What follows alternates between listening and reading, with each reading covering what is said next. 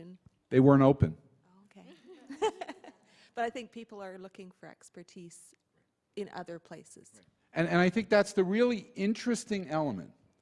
What's intriguing about what we want is expertise.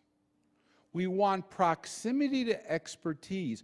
In many instances, we want it more than going to a course, than going to a class, or in learning it. Because bluntly, until that moment, I didn't care about the brew unit.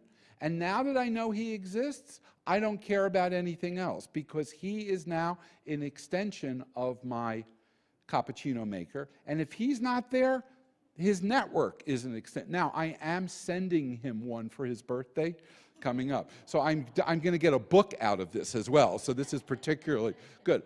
Another reaction, something else that triggered. Let me go to here and then we'll get there. Anxiety.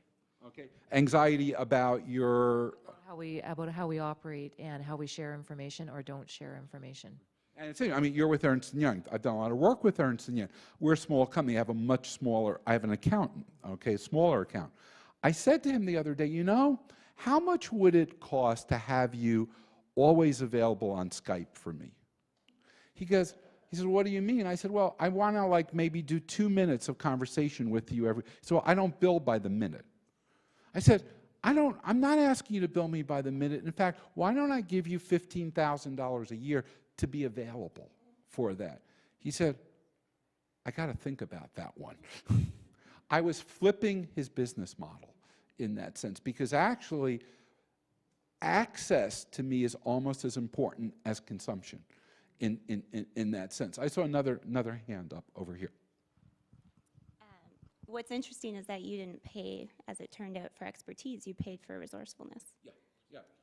And I paid for his network, okay? And I paid, by the way, he was not an amateur.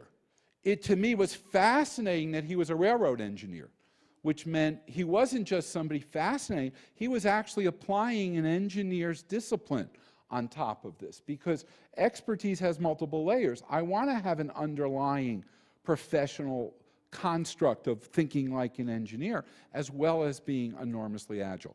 I would argue that we in the HR world have got to understand that part of our opportunity is to organize expertise or access to expertise, to make expertise discoverable. Let's go back to our friend the PowerPoint. Here's one of the biggest problems with PowerPoint. So we have, how many people we have in this room? About 150? Okay, 150. So my bet is that this room represents, if somebody do the math, you probably each have about 40 PowerPoints on your laptop. So what do we have now? Somewhere around okay, 4,000.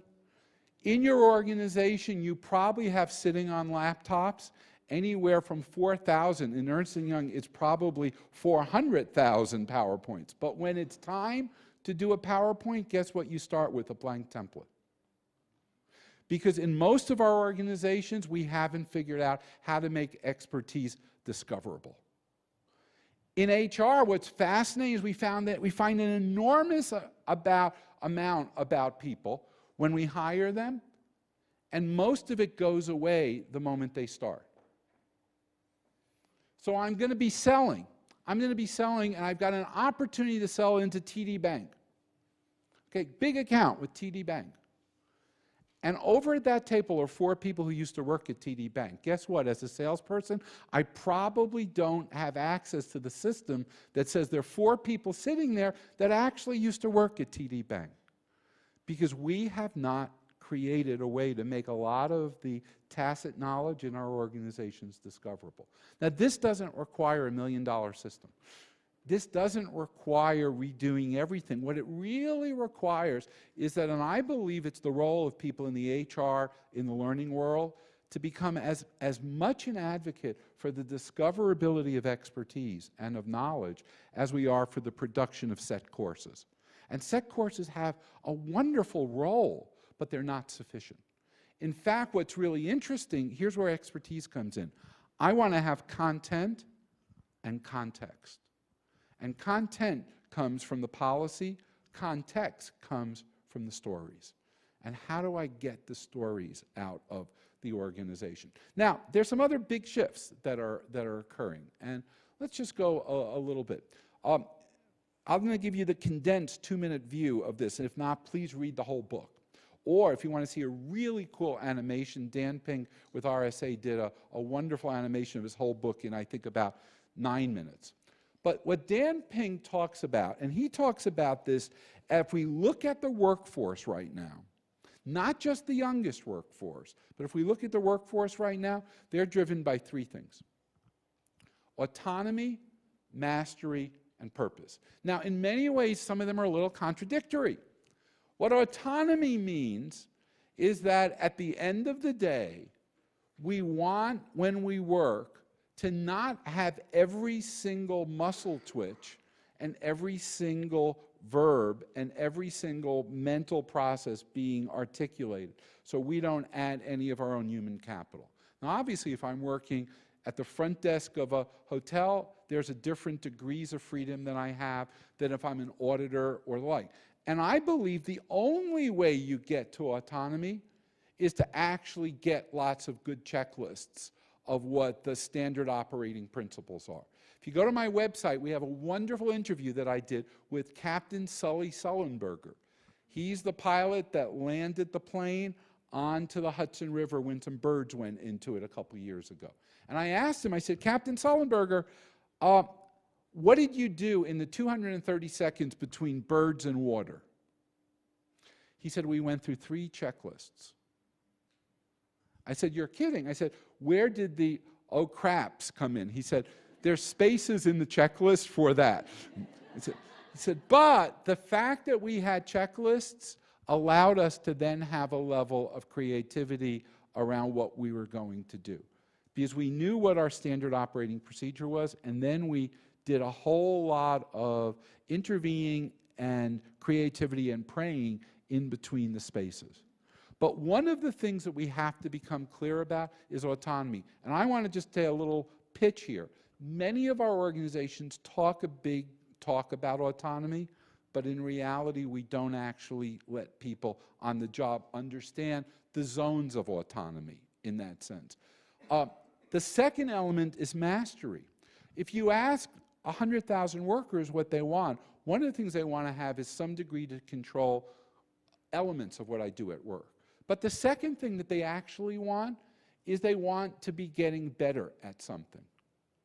People want to be getting better. Anyone want to guess why now more than ever do people want to get better at work?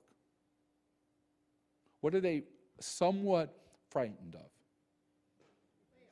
That it might not, that work might not be permanent. And so part of the employment deal is hire me, I'll give you my energy, I'll give you my creativity, and while I'm with you, increase my human capital so when I leave here, voluntary or involuntary, I can get another job.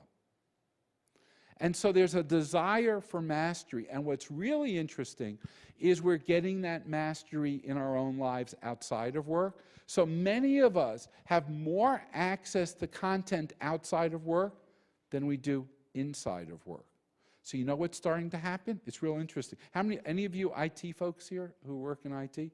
Okay, it's interesting, okay? So along comes, we'll get back to the slide in a second, along comes the second screen. Interesting thing. So a friend of mine is the CIO of the 3rd largest company in the world. He has built the best darn firewall you can imagine. And now, many of his senior executives are coming to work with tablets that don't even require his wireless.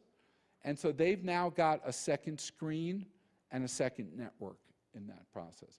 Now, it's real interesting. He's schizophrenic. He's an early adopter, and he's spending his bulk of his time trying to stop people using the device he loves to use himself in that.